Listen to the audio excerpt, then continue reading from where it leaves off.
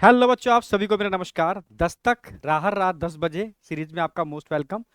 तो बेटा, ये 10 मिनट की सीरीज मतलब बहुत इंपॉर्टेंट सीरीज है क्योंकि रिजल्ट आ चुका है। और इतने सारे बच्चों से जब मेरा डिस्कशन हो रहा है तो बच्चे खुद कह रहे हैं, जो बच्चे सेलेक्ट हुए हैं, जिन बच्चों के मार्क्स 600 प्लस आ रहे हैं, कि सर लास्ट टाइम नीट के टाइम पर आपने जो 10 मिनट की सीरीज चालू की थी ना, उससे बहुत बेनिफिट मिला। मतलब बड़े बड़े टॉपिक यूं ही चुटकियों में रिवाइज हो गए। मैं सच कह रहा हूं, ये सीरीज 2027 के लिए मतलब कह सकते हैं ना कि अल्टीमेट साबित होगी, अल्टीमेट साबित होगी। ठीक है, तुम इसको हल्के में ले रहे हो, बट ये वो चीज है जो दिखती नहीं है। बूंद बूंद से घड़ा बढ़ता है ना, तो ये वो बूंदे हैं जहां 3 घंटे को, 2.5 घंटे को मैं मात्र, ठीक है, 10 मिनट में कन्वर्ट कर रहा हूं पूरे कंटेंट के साथ, कंप्लीट एनसीईआरटी के साथ। तो ये सीरीज अपने में अल्टीमेट सीरीज है, और हर सीरीज का टाइटल यहां लिखा होता है। ठीक है, अगर मैं प्रैक्टिस क्वेश्चन प्रैक्टिस सीरीज कराऊंगा तो वहां पर क्वेश्चन प्रैक्टिस प्रोटीन के होंगे, तो प्रोटीन का टाइटल लिखा होगा। तो आपको, और सारी सीरीज मैंने लिंक कर दी है, क्लियर बिल्कुल। तो ढेर सारी सबसे पहले शुभकामनाएं उन सारे बच्चों को जिनका मतलब स्कोर ठीक ठाक है। बाद बाकी के बच्चे जिनका स्कोर इनको लगता है कि सर ठीक है, मेहनत की जरूरत है, तो आपके साथ हूं, ठीक है, और लगा रहूंगा। और मैं सच कह रहा हूं, ये सीरीज अल्टीमेट सीरीज होने वाली है जो बच्चे 27 को टारगेट कर रहे हैं। ठीक है, तो मैं स्टार्ट करता हूं बेटा। तो सबसे पहले हम बात करते हैं प्रोटीन। प्रोटीन एक हेट्रोपॉलीमर है, होमो नहीं है, हेट्रोपॉलीमर है, क्योंकि 20 टाइप के अमाइनो एसिड के मिलने से बनता है। ठीक है, और मैक्रोमोलिक्यूल है, इसलिए एसिड इनसॉल्युबल पूल में मिलेगा। ठीक है, अगर प्रोटीन के फॉर्मेशन की बात करता हूं तो प्रोटीन का फॉर्मेशन अमाइनो एसिड के पॉलीमराइजेशन से होता है, यानी मिलने से होता है। जैसे मानो एक अमाइनो एसिड, दो अमाइनो एसिड, इनको आपस में जोड़ोगे तभी तो प्रोटीन बनेगी। ठीक है, कंटिन्यू। तो इनको जोड़ने के लिए जो बॉन्ड बनता है, पेप्टाइड बॉन्ड बनता है, जो मैकेनिज्म होती है रिएक्शन, इसको डिहाइड्रेशन बोलते हैं। क्योंकि यहां से H2 निकल जाएगा, डिहाइड्रेशन हो जाएगा और एक पेप्टाइड बॉन्ड बन जाएगा। इस तरीके से प्रोटीन के, ठीक है, का फॉर्मेशन होता है अमाइनो एसिड के मिलने से। हर प्रोटीन के दो टर्मिनस होते हैं, जिस टर्मिनस पर NH2 फ्री होता है उसको एन टर्मिनस बोलते हैं। ठीक है, और ध्यान रखना, ये N terminus left left left hand पर होगा, और एक होता है सी टर्मिनस जो राइट हैंड पर होगा। ठीक है, राइट साइड होगा।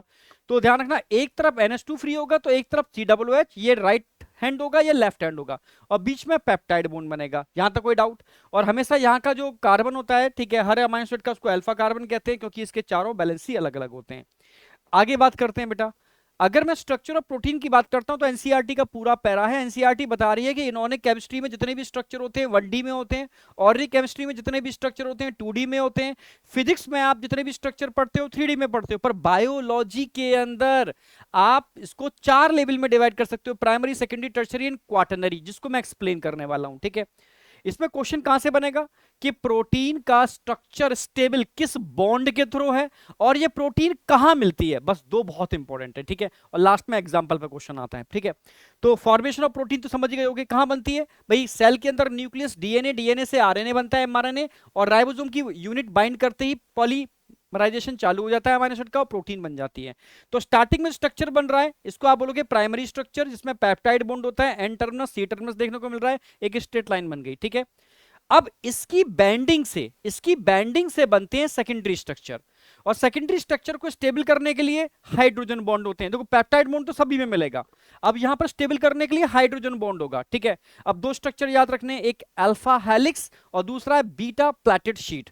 अगर राइट हैंडेड, भाई इसको मैं हेलिकल फॉर्म में प्राइमरी स्ट्रक्चर को रोटेट कर दूं, ठीक है, कैसा स्टैंड होगा, राइट हैंडेड, हेलिकल फॉर्म में, राइट हैंडेड हेलिकल फॉर्म में अगर मैं स्टेबल करूंगा हाइड्रोजन बॉन्ड से, तो बन गया हेलिकल स्ट्रक्चर। कहां मिलता है, केराटिन प्रोटीन, हेयर में केराटिन होती है, स्किन में केराटिन होती है, नेल्स में केराटिन होती है, तो जहां पर भी केराटिन प्रोटीन होगी वहां अल्फा हेलिकल स्ट्रक्चर होगा।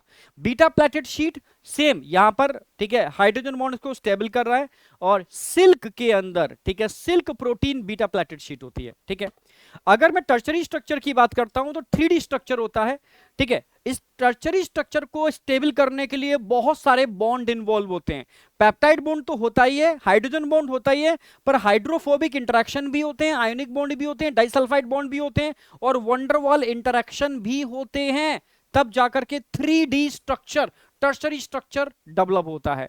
तो टर्शरी स्ट्रक्चर के दो एग्जांपल याद रखने, एक तो एंजाइम, एंजाइम की जो एक्टिव साइड होती है वो तो स्पेशली टर्शरी स्ट्रक्चर होती है, और हमारी रेड मसल्स के अंदर एक प्रोटीन होती है जो ऑक्सीजन की बाइंडिंग एफिनिटी बहुत तगड़ी रखती है, मायोग्लोबिन। इन दोनों का स्ट्रक्चर टर्शरी स्ट्रक्चर होता है। अब क्वाटरनरी स्ट्रक्चर की बात करते हैं, ठीक है।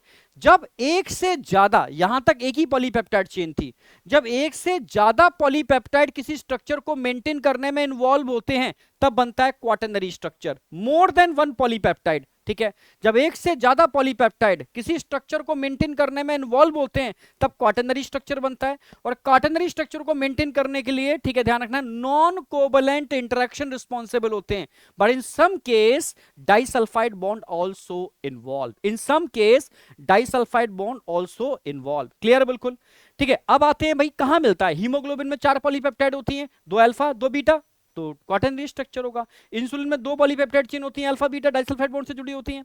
और एंटीबॉडी यानी इम्यूनोग्लोबुलिन में 4 पॉलीपेप्टाइड होती हैं, 2 हैवी चेन 2 लाइट चेन, और डाइसल्फाइड बॉन्ड से जुड़ी होती हैं। ये आपको एग्जांपल याद रखने हैं, ठीक है। अब ये तो स्ट्रक्चर दे रखा है उन्होंने, ठीक है, मैंने बता ही दिया। अब एग्जांपल मत भूल जाना, कोलेजन प्रोटीन जो हमारे सारे कनेक्टिव टिश्यू में होती है, बोन, कार्टिलेज, एरोला टिश्यू, ठीक है, एडिपोज टिश्यू, टेंडन, लिगामेंट, सब जगह भरी पड़ी है कोलेजन प्रोटीन। और कोलेजन प्रोटीन बेटा, ठीक है, बहुत जरूरी, सबसे इंपॉर्टेंट प्रोटीन है। ये हमारी बॉडी में बनती तो है, पर इसको बनाने के लिए विटामिन सी की रिक्वायरमेंट होती है जो आपकी डाइट में नहीं होती, ठीक है। तो विटामिन सी मैक्सिमम इंटेक करो तब जाकर के triple helix structure collagen protein का बनेगा, ठीक है, और बहुत जरूरी है स्ट्रेंथ के लिए। ट्रिप्सिन एंजाइम होता है, इंसुलिन हार्मोन होता है, एंटीबॉडी, ठीक है, डिफेंस में काम करती है। रिसेप्टर, रिसेप्टर जहां हार्मोन आके बाइंड करते हैं, प्रोटीन से मिलकर बने होते हैं। और GLUT4 प्रोटीन, ठीक है, ध्यान रखना है, ये ग्लूकोज के ट्रांसपोर्ट में हेल्प करती है, GLUT4 प्रोटीन। जब भी आप ग्लूकोज इनटेक करोगे, खाना खाओगे, ब्लड ग्लूकोज लेवल बढ़ेगा, इंसुलिन का सिक्रेशन होगा, रिसेप्टर से बाइंड करेगी, सिग्नल डीएनए के पास जाएगा, तब ये प्रोटीन बनेगी जो ग्लूकोज को कहां बुला लेगी, सेल के अंदर, और ग्लाइकोजन में कन्वर्जन हो जाएगा।